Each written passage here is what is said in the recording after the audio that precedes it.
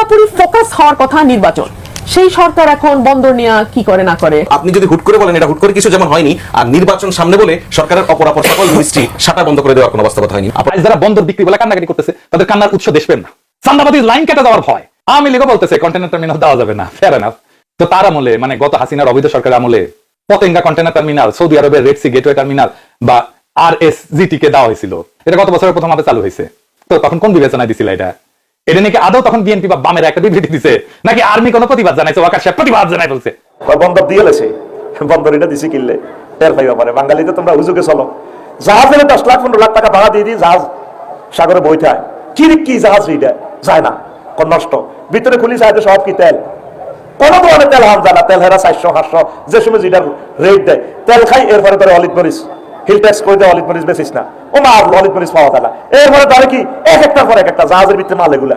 এই জন্য কইছে বিদেশি করে দিছে, শোনা স্যার জাহাজ ইয়ান কোন দিন ঢুকছে কোন দিন এক্সিট, একদিন যদি বেশি থাকে 1 কোটি টাকা জরিমানা। এই হেলিকপ্টার দিয়ে হযরত ইউনূস সাহেব হচ্ছে তো করে। দর্শক, বন্দর করিডোর থেকে প্রায় 200 কোটি টাকা চাঁদা পান বাংলাদেশের সকল রাজনৈতিক দল। এতদিন বুঝতাম যে কেন আসলে এটার বিরোধিতা করা হচ্ছে, কিংবা এতদিন হয়তো বা বুঝতে পারতাম না যে বন্দর করিডোর যদি অন্যদের হাতে, অন্য বিদেশিদের হাতে চলে যায় তাহলে দেশের হয়তো অনেক বড় ক্ষতি হয়ে যাবে। কিন্তু এটা যে রাজনৈতিক নেতাকর্মীদের এত বড় ক্ষতি হবে সেটা আসলে জানা ছিল না। সেটাই আজকে বিস্তারিত আলোচনা থাকছে আজকের এই ভিডিওতে। তথ্য সহকারে এভিডেন্স নিয়ে, পোক্ত এভিডেন্স নিয়ে যেই ভিডিওটি আজকে তৈরি করেছি, ভিডিওটি সকলকে দেখার অনুরোধ থাকছে এই কারণে যে বাংলাদেশের এই বন্দর যদি বিদেশিদের হাতে চলে যায় তাহলে সেটা বাংলাদেশের জন্যই ভালো, কিংবা বাংলাদেশ মুক্ত হবে। বিস্তারিত দেখুন এই ভিডিওর তথ্যচিত্রে। আজ যারা বন্দর বিক্রি বলে কান্নাকাটি করতেছে তাদের কান্নার উৎস দেশ প্রেম না, চাঁদাবাদী লাইন কেটে যাওয়ার ভয়। আওয়ামী লীগও বলতেছে কন্টেনার টার্মিনাল দেওয়া যাবে না, ফেয়ার এনাফ।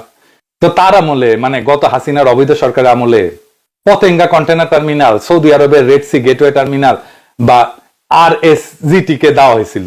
এটা গত বছরের প্রথম হাতে চালু হয়েছে। তো তখন কোন বিবেচনায় দিছিল এটা? এটা নাকি আদৌ তখন বিএনপি বা বামের একটা বিবৃতি দিছে, নাকি আর্মি কোনো প্রতিবাদ জানাইছে? ওয়াকার সাহেব প্রতিবাদ জানাই বলছে। আচ্ছা, এখন আসেন দেখি কারা এই টার্মিনাল চালায়, যে টার্মিনাল নিউ বোর্ডিং টার্মিনালটা দেওয়ার কথা হইতেছে। চট্টগ্রাম বন্দর ব্যবসা আওয়ামী লীগ নেতা এবং তার ঘনিষ্ঠ ব্যবসায়ীদের হাতের মুঠোয় নিউ বোর্ডিং টার্মিনাল। এটা ব্যবস্থাপনায় আছে সাইফ পাওয়ার টেক লিমিটেড। পত্রিকায় লিখিচ্ছে, বন্দর সংশ্লিষ্ট সূত্র জানাইছে প্রতিষ্ঠানটার ব্যবস্থাপনা পরিচালক তরফদার রুহুল আমিন আওয়ামী লীগ সরকারের আমলের নৌ পরিবহন মন্ত্রী শাহজাহান খান, তৎকালীন নৌ পরিবহন মন্ত্রণালয় সংক্রান্ত সংসদীয় স্থায়ী কমিটির সভাপতি নুরি আলম চৌধুরী, লিটন চৌধুরী নামে পরিচিত এবং স্থানীয় সাবেক সংসদ সদস্য MA লতিফের ঘনিষ্ঠ ছিলেন। এই ব্যবসা আওয়ামী লীগ নেতাদের দখলে ছিল। এটা একটা চিহ্নিত দুর্নীতিবাজ কোম্পানি। ফেস দ্য পিপল থেকে একটা প্রতিবেদনও হয়েছিল, আপনারা দেখে নিয়েন। ওই টাইমে 2012 সালে যখন সাইফ পাওয়ার টেককে কাজ দেওয়া হচ্ছিল তখন চট্টগ্রাম বন্দরে বিক্ষোভ হয়েছিল। আওয়ামী লীগের নেতা মহিউদ্দিন চৌধুরী এর বিপক্ষে ছিল এবং তখন নিয়ম নামে এনে কাজটা দেওয়া হয়েছিল। আর এর মালিক জয় রেহানার ক্যাশিয়ার হাজার হাজার কোটি টাকা পাচার করে দুবাইয়ে কোম্পানি খুলে এই কন্টেনার টার্মিনাল থেকে চান্দা পায় সবাই। এটাই হইতেছে আসল।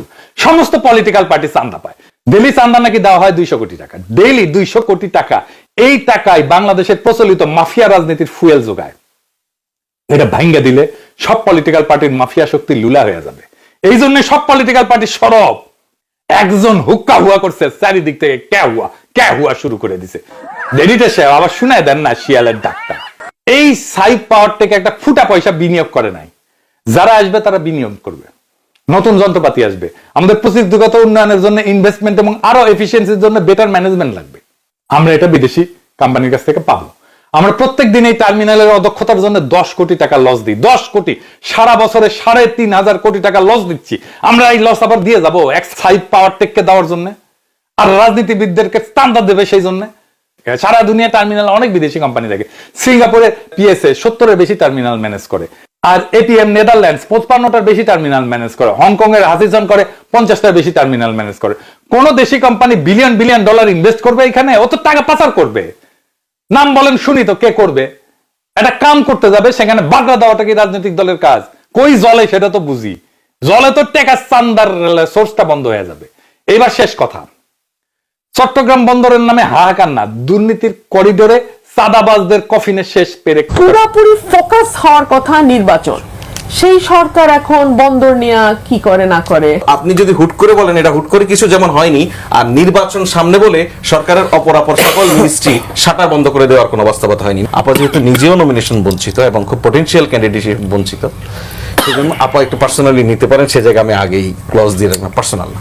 দেখুন, পলিটিক্সে আমি একটা কথা বলছিলাম যে ইলেকশনে আমরা একটা ফেসের মধ্যে ছিলাম যখন মনে হচ্ছিল না যে ইলেকশনটা কি আসলে শুরু হয়েছে কিনা, আমরা ইলেকশন ফেসে ঢুকতে পারলাম কিনা। এর একটা বড় কারণ ছিল বিএনপির মতো পার্টি তাদের ক্যান্ডিডেট অ্যানাউন্স করছিল না অনেকদিন। তো তাদের ক্যান্ডিডেট অ্যানাউন্স করার মধ্য দিয়ে কিন্তু এটা সত্যিই যে আমরা আরেকটা বড় ধাপে ইলেকশনের ফেসে চলে গেলাম, তাই না? আপনি এখন খেয়াল করলে দেখবেন যে কাগজে এখন নিউজ হয় বিএনপির সঙ্গে তার শরিকদের অবস্থান কি হবে, তার মিত্রদের অবস্থান, তাই না? সেটা একটা ভেরি মাছ এটা এই ইলেকটোরাল পলিটিক্যাল যেগুলি হয়, রিপোর্টিং যেগুলি হয়, সেই রিপোর্টিং এর মাত্রাটা হচ্ছে ওই জায়গায়, কিন্তু আমরা একদম নির্বাচনের কমপ্লিট একদম ফাইনাল ফেসে যখন থাকি সেটা এখন হচ্ছে সেই জায়গা থেকে আছে। তাহলে মুশকিল কোনটা কেন আমরা প্রায়শই এই কথাটা শুনি এখনো ফেব্রুয়ারিতে নির্বাচন নিয়ে অনিশ্চয়তা। দেখুন, আজকে এই ফুয়াদ ভাইয়ের কি আজকে ইলেকশন কমিশনের সঙ্গে ডায়ালগ করলো, আজকে এত বড় একটা ঘটনা ধরুন কোর্টে ভার্ডিক্ট হচ্ছে, সেটা নিয়ে অনেকের ব্যস্ততা, কিন্তু যার যে প্রতিষ্ঠানগুলি তারা কিন্তু নির্বাচন নিয়ে ঠিকই ব্যস্ততা দেখিয়েছে। অপরদিকে প্রধান উপদেষ্টা আজকে 64 জেলার ডিসিদেরকে নিয়ে বসলেন শুধু পার্টিকুলারলি নির্বাচনের প্রস্তুতি নিয়ে। উনি ওখানে একটা কথা বলেছেন, আমি পার্টিকুলারলি জাস্ট বলে রাখি, সেটা হচ্ছে আগামী নির্বাচনটা শুধুমাত্র একটা নির্বাচন, এটা গতানুগতিক একটা নির্বাচন না, এটা দেশ রক্ষার নির্বাচন, হ্যাঁ, জাতিকে রক্ষার নির্বাচন।